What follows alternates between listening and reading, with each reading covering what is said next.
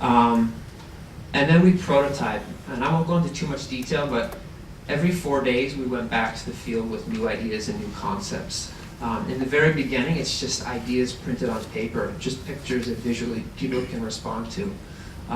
You can start to see little scale models that start to explain the concepts. We're much further along here at Falmouth because we have prototypes and products that already exist. And how can we gauge people's response to those? So we do multiple rounds. We end up with full-scale prototypes. We talk with the people who are going to sell and make them to make sure they're okay doing that, and how they would want them changed to fit their businesses. So for Falmouth, we need to figure out who all our stakeholders are. We've talked a lot about it today. I think the one thing and to Valerie's point there, one thing it hasn't, I haven't heard a lot about is the homeowners and the people who I think actually have to, I don't know that much about politics, people actually have to vote to approve the money to do this. Yeah. We need to make sure they're on board with it. We can design a great system, but if the voters don't approve it, I presume it's not going to happen. And then there's everyone else that we need to talk to. And the list was much longer here, I presume. But we need to get in touch with all of them and understand their desires, their needs, their concerns. And then how do we engage them so we don't come back in a year with a plan and then drop it on the table and say vote for it, yes or no. We kind of want to know that they're going to vote yes before we even put it up to vote. And the way to do that is to have them involved in creating it. So how do we do that? Is it observations, interviews, going to their homes, going to the place of business like I mentioned? Is it some type of a co-design activity, prototype testing? Do we install? I think Valerie mentioned installing latrines here in the library. Is there some other place where people could use them? And I'm very latrine focused. I know there are other aspects to this. But for all of those, how do we engage people in that process? What's the role of social media in all this? I presume a lot of Falmouth's on Facebook. It's a great way to communicate ideas. And reach out to people. Schools is a great way. Professional groups, like how are we going to reach out and work with the unions, the plumbers, the people whose lives are going to be impacted? If I install a bunch of self-contained composting latrines, what happens to all the plumbers? What are they going to do? Are we going to retrain them so they service them? Is there a completely different profession that's going to have to service them? That's all stuff we have to think about. And what do we want to learn through the prototyping? Is it the effectiveness of the concept? Is that already proven out? Is it public perception, financial viability? What's the service model? So again, back to the businesses, like who's maintaining these things? Where's the money coming from? Who's paying for it? This is all stuff that we can prototype and test and build out. There's a big thing around brand and the messaging. So how do I communicate this to people? What is Falmouth saying to the world or to its residents about what Falmouth is doing? And then how do we prototype to engage the community? So I mentioned some of this before, but public space testing or model site, how can people experience what we're talking about firsthand to get their buy-in and get their feedback? Back to Cambodia, we had some learnings that in my mind kind of start to get back to this. So we found that people didn't have a clue what was going on underneath the ground. A lot of times because they've never had a latrine. And when we went to say, okay, we'll build you, or we'll offer on the market this latrine core that goes underground with a shelter. They're like, no, just sell me the core. I know how to build a shelter because I've been building shacks and stuff like this my whole life. I know how to do that. If you think about us, like how many of us, there are some exceptions, how many of us know what goes on underneath our toilet?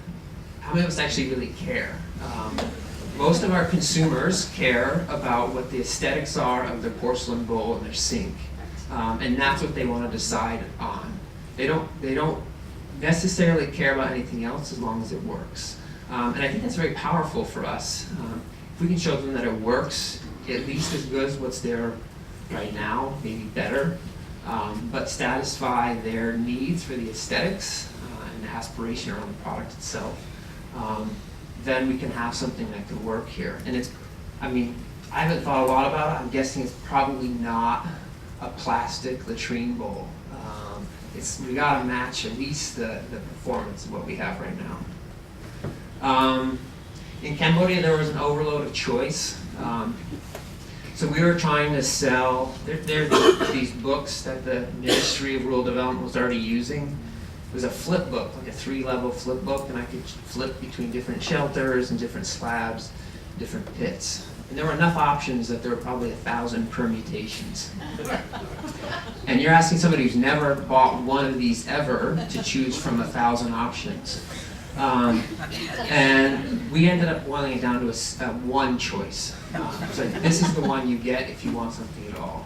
And it makes the whole supply chain a lot easier.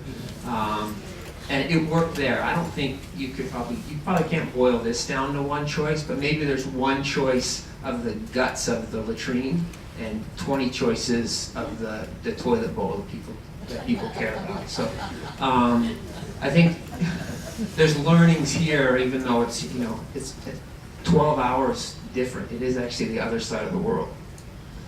And then this is the purchasing and retail experience. So previously, if a villager wanted a latrine, they would have to go to they don't have general contractors like we do. They have to go to 3 different stores to buy the components and then transport themselves back to their house. Almost nobody owns any vehicle, certainly no cars, at the very most a moped. So how do you transport something that weighs 100 kilograms if you don't have a vehicle? We're asking people to do that. And so the question now is, if we introduce new systems, what's the retail experience like? Where do people buy them? Where do they get them serviced? Are things we're going to have to tackle. So how do we help people understand a green approach? What are all these options? How do we communicate these ideas out to people? Is it memos? Is it emails? Is it forums? What are these things? How we can boil down the ideas and get them out to people. And then how do we help them make decisions and weigh the options?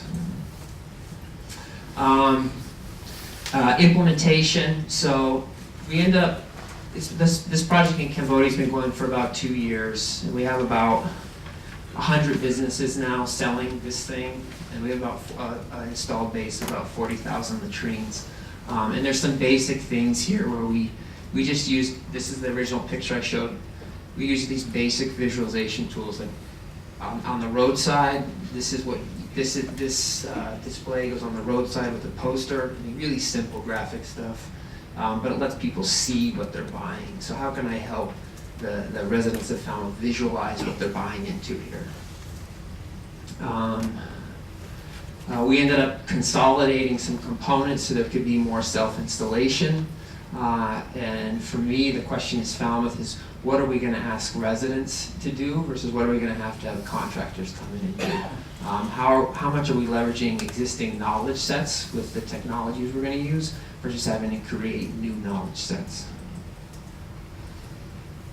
And then we helped with the businesses themselves. So just like in Falmouth, we're going to have to help the businesses. So we're going to have to invest and probably spend taxpayer money to retrain people to provide the new services and install the new products. We're putting a burden. There's opportunity, but there's burden for the businesses, and we need to help with that transition. I keep saying we, I mean you, but I think it's an exciting task to undertake. Yeah, we did the hard part I mentioned and let the villagers customize the parts that they wanted to customize. How might, I have this overarching question too, is how might design in the aesthetic sense, the sense of that chair, how is that going to help in this process? How do we focus our outreach and our support efforts? And then I've mentioned a few times, how do we work with businesses to provide the products and services? And I have one last random thought. So this is for people who are gamers. I'm not one of them, but this is a first-person shot of like a violent shoot-'em-up video game. There's a professor at Stanford in the psychology department that studies gaming, and he does these brain scans of people while they play video games. And he found that if you do a brain scan and you measure brain activity, electrical activity, and dopamine response, while they're playing a first-person shoot 'em up game, you get some response and say, this is it. There's some activity you see. If before you sit that person down to play the game, you give them a 2 to 3 sentence narrative about why they're playing the game. So in the case of this, you can imagine you're one of the last surviving people in the human race, your planet's been invaded, and this is your last stand to protect Earth. If you die, humanity is over. Like, really simple statement. You get 3 simple in the number of words. You get 3 to 5x the brain response because you've planted this experience in a very simple narrative. So my question is, what is the narrative for Falmouth? Why are we doing this, and what is it about? Is it because we want a healthier environment? It's because we want to save money? Is it because we want to be thought leaders in the nation?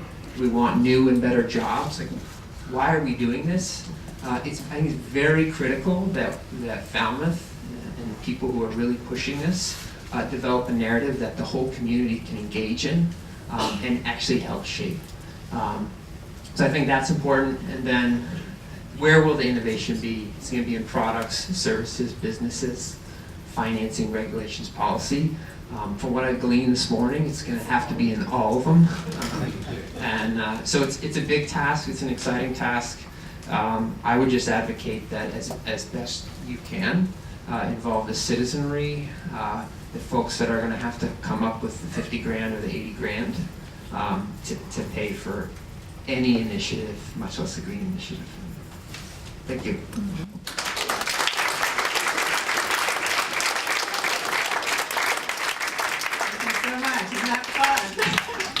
I like the brainwaves going when there's a narrative. Real quick, in Cambodia, what's the relative scale of the cost of those systems to what they're able to acquire or make? I mean, they in a week, a month, a year, 5 years? Yeah, so average annual income is $355. Okay. So it's about $1 a day income. And those latrines, as we designed them, were $30. So 10% of your annual income. So significant. We did some price reduction in the redesign. To buy that thing before we got there, you could have got something mildly similar. It would have been around $75.